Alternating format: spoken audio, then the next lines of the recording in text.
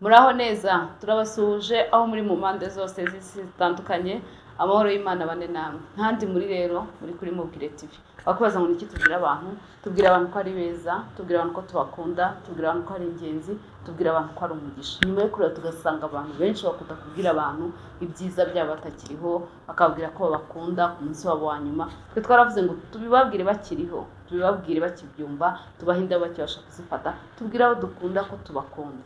Nibyo Mubwire TV twebwe dukora.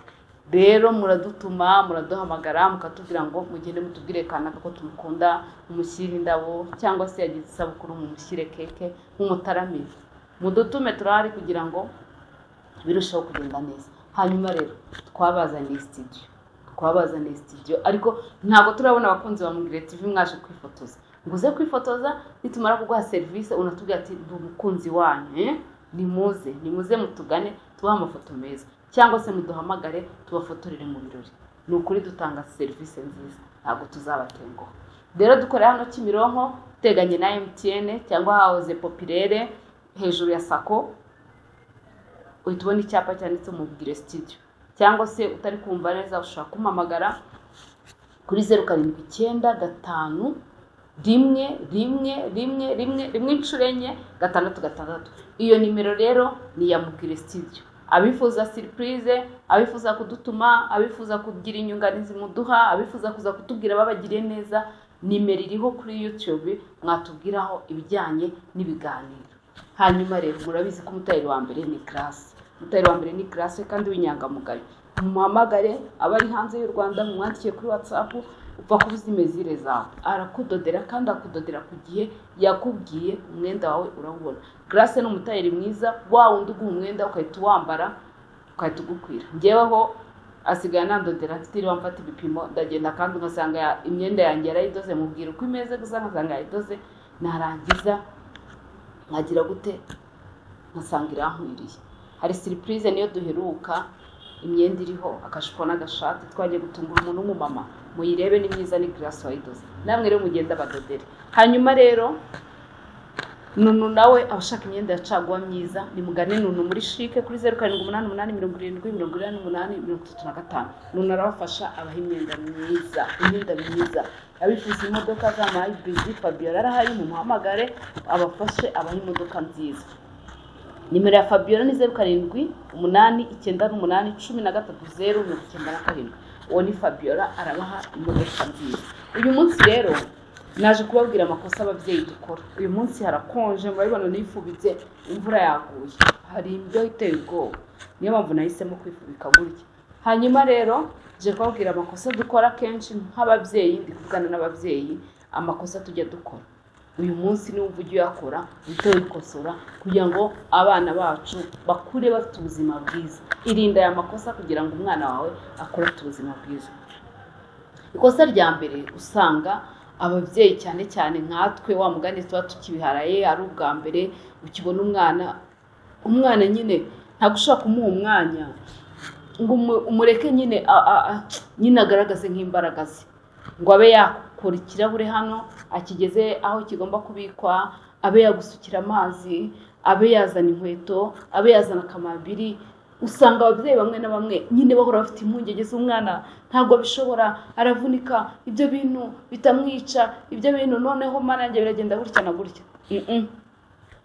Iyo rero uhora ufite igishyika nyine umwana uhora ubona nta kintu ashoboye, birangira ko umwana nta kintu ashoboye. Umwana afite imyaka 3, imyaka 4 akikubwira ngo mama ngaburira, kandi azi kwigaburira, yabyiga akabimenya, ariko agahora avuga mama ngaburira, tanti ngaburira. Icyo gihe ni wowe uri kumuhemukira. Ugasanga umwana afite imyaka 4 aracyarya ibiryo byo muri binombye byo muri blender, ngo hoyewe ngo use ngo yabishobora, ngo ntabwo azi guhekenya, ngo byamuniga byagiye gutya. Murekarye ibyarya uri kubireba, nakenera kurya akakenera kunywa nabyo urabo bireba, ariko nyine wimutera ubwoba, wituma atinya, wituma nyine atagerageza. Reka umwana agerageze, reka agerageze pe. Niyo sane nayimena nta kibazo, ubutaha azayitwara neza ayigezeyo. Mureke nawe agira utuntu akore umuvumo, agira utuntu two mu rugo tumwe na tumwe. Nimba ukeneye akantu, nimba ari fruit, mubwira arabizi aho ziri, mureke agende akuzanire.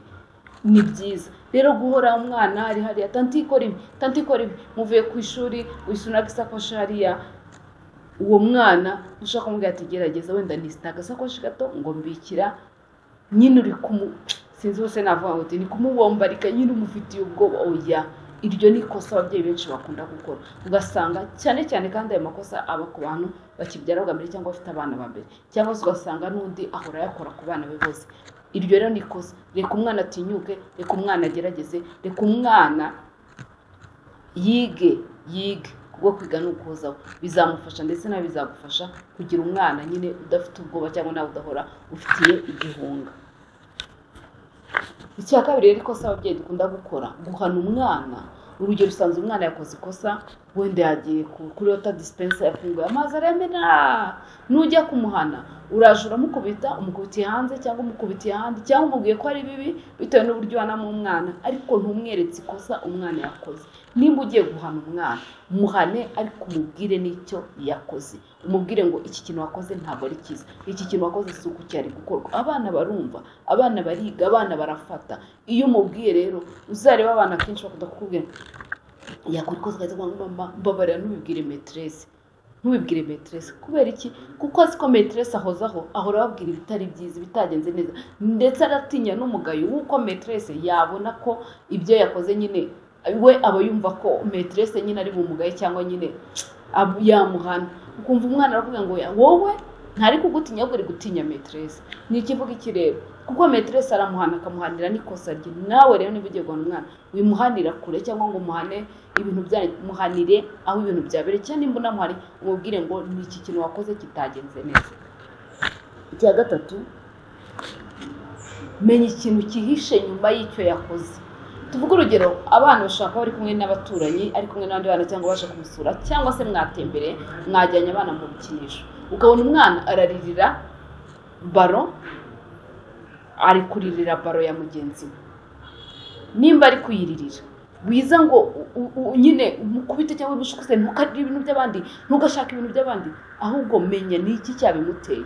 Wenda undi mwana afite ya basket, we afite umupira nyine w'amaguru, banza umenye, noneho umugendeshe gake, uze no kumbwira ati wenda iki nanjye ndagishaka, wenda iki turaza kukibona, wenda iki ngiki biraza kugenda gutya na gutya, ariko wihita umwuka inabi. Hoya, ntimugashaka ibintu by'abandi, ntimukigereranye.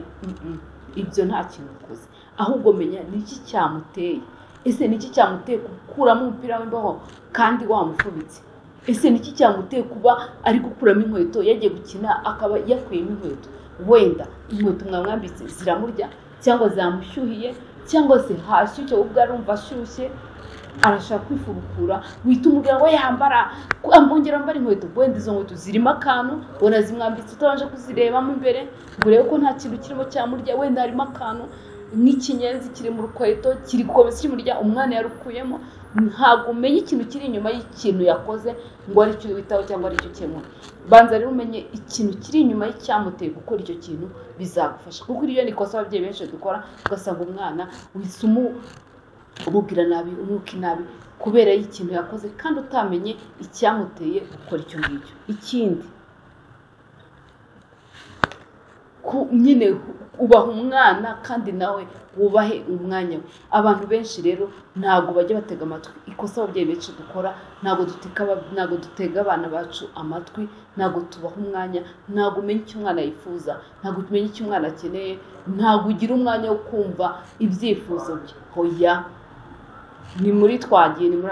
Ikosa ryo kudaha umwana umwanya, ikosa ryo kudatega umwana amatwi, ahubwo nigiye muri kumwe ugashaka kumubwira bigende gutya na gutya, bizagenda gutya na gutya, ariko nturi gushaka kumutega amatwi cyangwa ngo umuhe umwanya wumve nawe icyo atekereza. Ayo ni amakosa make njye narebye, nsanga ababyeyi bamwe na bamwe hongera tugiye dufite, ndetse nanjye harimo ayo mfite, ariko tuyihurije hamwe tukabikosora, byatuma ubuzima bw'abana bacu bugenda neza. Nimba hari ikosa wakoraga, nimba muri aya makosa hari umuntu uyakora, tuyirinde, kuko bizatuma abana bacu bagira ubuzima bwiza, imibereho yabo irushaho kugenda neza. Ndabakunda rero, mukomeze mukurikira ibiganiro byacu mukora subscribe, share, like na comment, ndetse mudutuma ku bantu, ndetse munatugana muri studio tubaha amafoto meza, tubahe serivisi nziza. Turabakunda, amahoro y'Imana abane namwe.